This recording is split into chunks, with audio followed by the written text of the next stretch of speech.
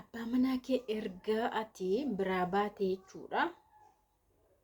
Erga haalli mijatee nan gala yeroo ati jettuuni hin dhufiin takka hojjedhu yoo siin jedhe maalirraa hubatta nama kanarraa jechuudha. Nagaan siniif haa ta'u kabajamtoota hordoftoota kakuu akkam jirtu. Nagaa keessaniin baay'ee nagaa ku galata waaqaa ta'u mee ergaa mucayyoo kanaa kan wajjiniin ilaallachuudha. Miseejii akkasii naa barreessite. Fayyoo ani abbaa manaa biyyaa qaba ture ji'a 4 bicha wajjin jiraanne ani ammanumaan mana Finfinneetti ijaarradhee inni barsiisaa ture.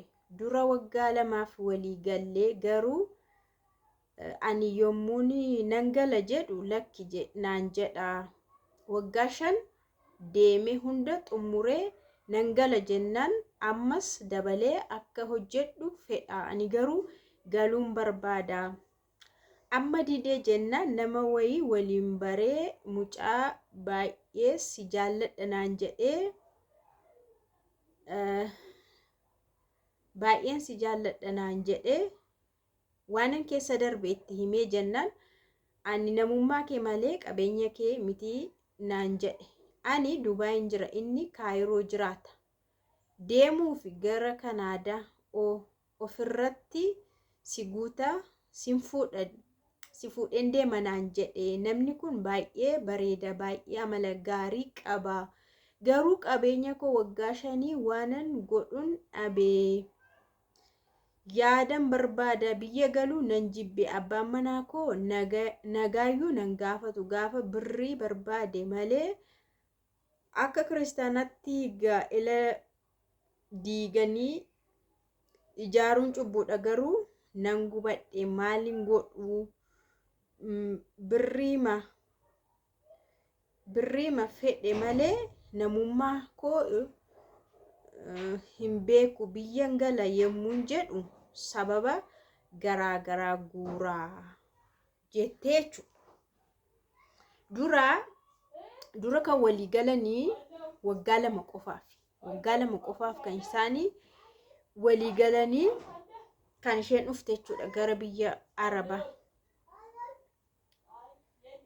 Garuu yeroodhaa booda jechuudha erga waan hundumaa sirreessite yoo ishiin nan gala jettu sababatti baay'isa. Yoo ishiin nan gala jettu ammas waan ta'etti baay'isa. Yoo ishiin nan gala jettu ammas waan ta'etti baay'isa jechuudha.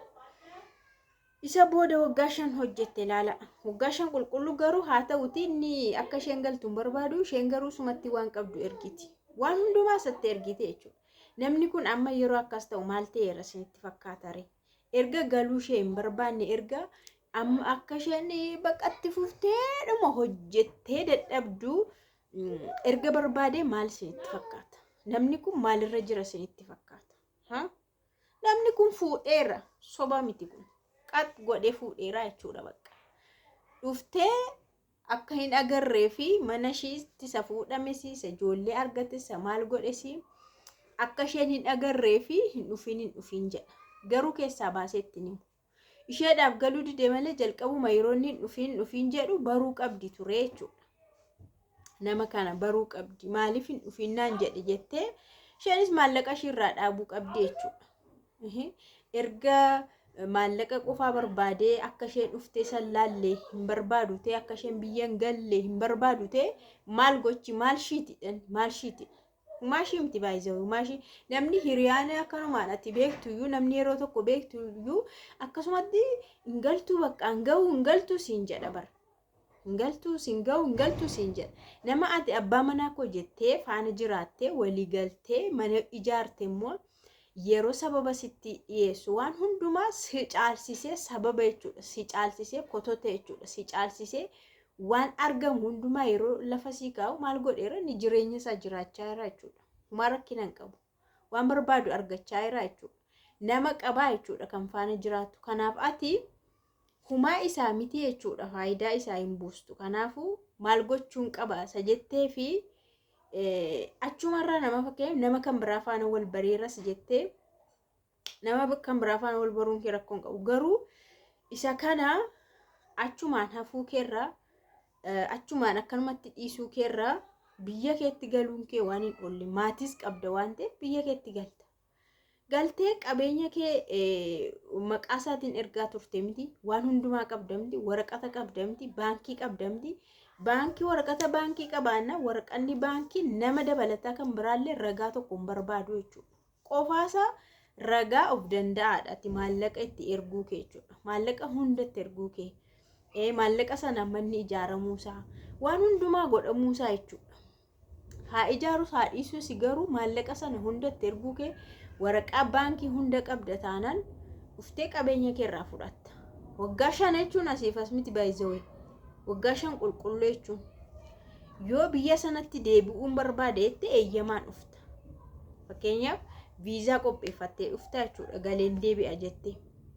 Yeroon kee itoo kanaan xumuratii yeroon kee si jalaa dhuma yoo ta'e viizaa dheereffachuu dandeessa amma as dhuftee ji'a 2 fa'aa fudhattee yookaan ji'a 3 fa'aa fudhattee dhufte yoo ta'e akkuma dhufteen waa'ee kana gaafatta. Jaarsaan si fixa yoo ta'e jaarsaan si fixa. Jaarsaan si fixu taanaan immoo seerri jira jechuudha. Seeraan akkasii dhumu goota daftee jechuudha. Isa booda viizaan keellee si jalaa dhumu yoo kee akka dhiistee hin deemne imbaasiillee dhaqxee viizaa kee dheereffachuu dandeessa. Irratti birrii kaffaltee akka inni si jalaan gubanne ji'a irratti dabalachuu dandeessa jechuudha. Viizaa dheeressuun illee gabaabsuun illee jira waan ta'eef. Yoo dafee hin deematte dhaqxee sana kaansel gootee viizaa haaraa fudhatta kaffaltee. Yoommoo naafaa dheeratu viizaan kun gubatiin jettee amma isa kaansel gootee imbaasii iddoo kana kan keetii jechuudha. Dubaayii ta'e Dubaayii Saawudii ta'e kas hunduu imbaasiin garaagaraa achitti sirreeffattaa jechuudha. Namallee si gargaaru dafteellee jechuudha warra seera beekan daftee qabattee gaafuma jalqabaa sanaa jechuudha. Yoo namni kun seera yookaan jaarsaan siin fixu ta'e kana hunda erga fixattee deebitee deemta. Deebitee deemtee feetu nama jette sana faana walii galuu dandeessa. Meebii kan nama sanaallee dafee xumuramuu dhiisuu danda'a. Kaayiroodha inni gara Kanaadaa deema jettee Kaayiroodha ganaa manni xumuratee karaa sana deemee ka'ee immoo achi immoo viizaa si ergee si fudhatutti baay'ee dheerata kun dafee waan xumuramu miti akka afaaniin odeeffamu miti piroosesiin akkasii waan ta'eef sanuu ati immoo ganaa iddoo biraa jirta waan ta'eef kanarratti yaada kee qabdee nama kanarratti abdii godhattee qabeenya kee waggaa 5 hin dhabiin. Dursa kan dursuuf dursa kennama. Dursa isa kana xumuradhu jechuudha. Gara biyyaa si jibbisiise illee galuu qabda.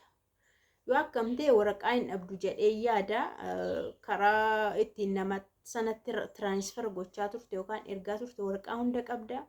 Waraqaa qofa miti namallee kanaan durallee kan gaa'ilaa qabdu yoo taatan ragaan namaallee si rageessuu danda'a. Akkati biraa deemtee kana hojjette namnillee si rageessuu danda'a.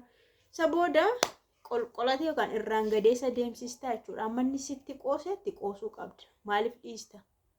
Keerlas taate maa dhiista dhugaa waaqa? Nama sana abdattee kana dhiisiin kan isin jiru. Nama amma faana haasofte kana abdattee qabeenya kee kana hin dhiisin. Dura sirreeffadhu. Kan isa kana yookaan milkaa'uu danda'a yookaan dhiisuu danda'a. Yoo milkaa'e immoo yeroo dheeraa gaafata kun. Piroosesiin inni iyyuu hin deemne. Ganaa inni iyyuu deema.